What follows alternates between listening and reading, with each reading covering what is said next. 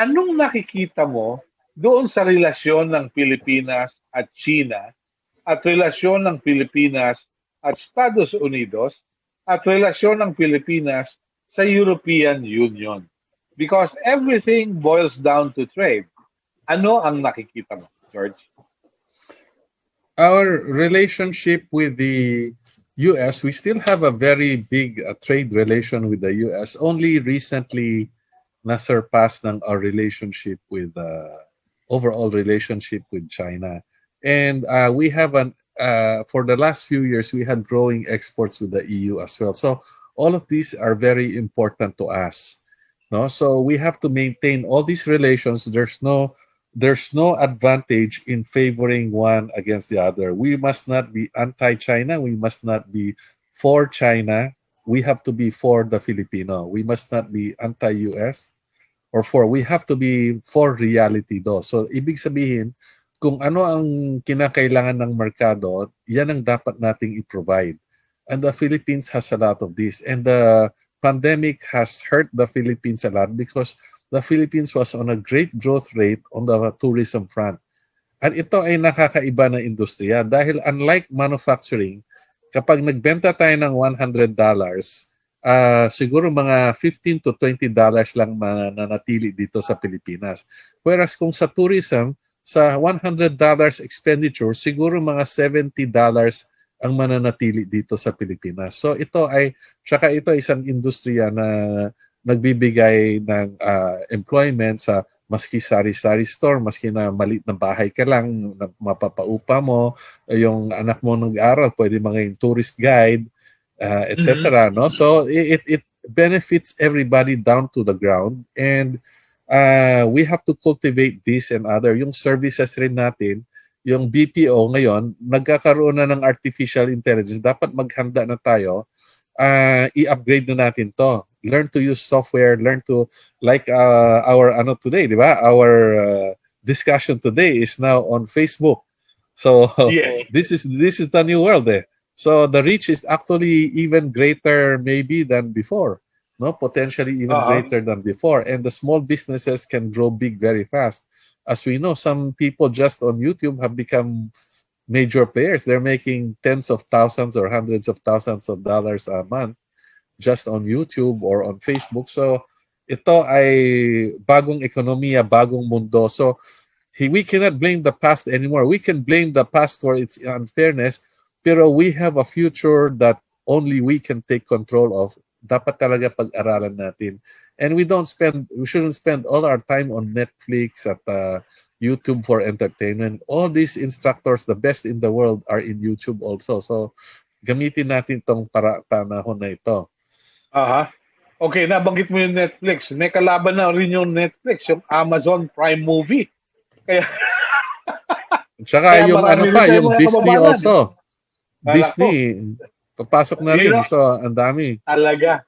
Pero katulad niyan, bago ang presidente ng Estados Unidos, si Ginoong Joe Biden, iba yung takbo ng kalakaran ni Pangulong Donald Trump until January 19, 2021. Merong hostilities with China. Merong mga produkto at iba pa na pinagbabawal na magkaroon ng access sa merkado ng Estados Unidos. Do you think there will be a significant change under a new leadership in the United States? And how do we stand to benefit from this, being a trader of sorts with both countries? Yung maraming nagsasabi, we still have to see the actions. Maraming nagsasabi na si Biden will be more reasonable. No, he will be more predictable dahil si Trump, lahat ng mga pinapasukan niyang agreement ay binubuwag niya. He breaks all the agreements, the trade, technology, everything he breaks. Biden, we know by historically ang personality niya hindi naman ganun, no? So we can rely on less volatility. Pero ang direction niya, ang in-announce niyang direction at mga actions niya yan, nagpapakita na nag-encourage pa rin siya ng mga alliance. He's building an alliance. He wants to build an alliance with Europe against China. He wants to build that alliance, strengthening it with Canada, with Australia, with France to try to surround China. But what we can see is that although they're listening to the US, they're not following as closely as under Trump. No, dahil sa itong, for instance, itong Germany, yung mga allies niya si Germany, South Korea, Japan, na dati ay nagsabi hindi sila gagamit ng Huawei, ngayon are saying they are going to continue to use Huawei na. Although with additional security installed, no, and additional processes. Yung Mexico na right beside him is now going to use Huawei as the #1 provider of telco dahil nakita nila na dati ginagamit nila mga European providers. In the last 10 years, hindi masyadong umasenso yung telco nila, yung mga Wi-Fi nila. And in the last 5 years, pinagawa nila sa Huawei, bumagsak ang presyo ng services provided at dumami ang coverage, gumanda. It became a very good coverage. So based on that, they are. But it is true that, we should not side too much with one because we also don't want to be totally controlled by China, even if it is economically providing a better deal. No, we have to balance everything. So ang makikita natin, for instance, in this period, China has liberalized finance. Pumasok yung JP Morgan, Goldman Sachs on 100% ownership of company inside China. Retail also is allowed, and the US, China had increased the purchases. Hindi niya na-meet yung deal with Trump. Pero considering na they're supposed to buy $200 billion more of agricultural products, but of products overall, but they have increased the purchase, no, in a pandemic period. Dapat i-consider ng a good intention performance, no, and the US has slowed down on the attacks on China in terms of the chips, no, they providing of the chips and on providing certain services, but it is continuing to regulate and not allow the free sale of chips to the Chinese. So ito ay magiging very important part of the conflict. Yeah. No? And yung delisting of Chinese companies in the US, they have continued to delist the Chinese companies, but they have slowed down on the delisting of the others.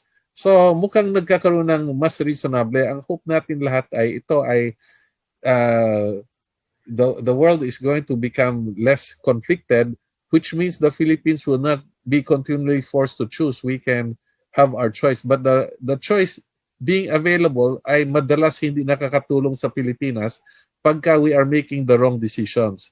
I'm of the age, maybe like you, Melo, na yun ba nga tagapakinig natin, karamihan siguro mas nakakabata sa atin.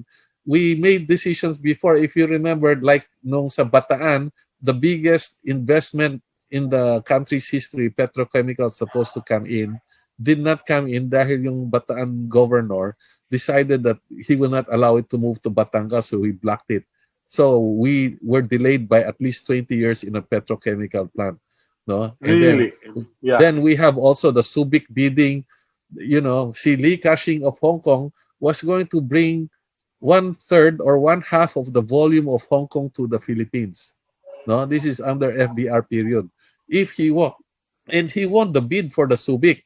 Pero 2 times he won the bid, each time binalik sa isang kaibigan rin natin na nag-operate ng port, binigay sa kanya. So itong kaibigan natin where maybe the expertise is there but the market ability is not there. So he won the bid, but look at what happened to the shipments from Subic. Walang nangyari dahil hindi niya kayang idala yung mga customer dito. No? So yan, we would have had 1/2 imagine 1/3 or 1/2 the volume of Hong Kong. Pero time na yan ay nakalipas na, no? Because at that time everyone was afraid of the turnover of Hong Kong to China. So maraming issues like that, no? We have to be practical. We have for instance the Fraport Airport, no? We kept it fighting with the Germans. Of course, nagkaroon ng konting kalokohan diyan, no? Because wala namang major project sa Philippines na walang kalokohan. They paid $450 million. We sued each other for 15 years. In the end, Duterte paid what, 350 or 400 million dollars, and it got operating. And you see, as soon as we get operating, our tourism practically doubled. We're talking about billions of dollars a year. So Uh-huh. if we had settled it earlier for a few $100 million, our tourism would have been billions of dollars more for the last 15 years, no? So there's a sense of right and wrong, but we have to balance it with what's practical also. No? Okay. Very good, very good. Magandang insight yon. Pero isang problema, I have to ask you this because you're into the business as well.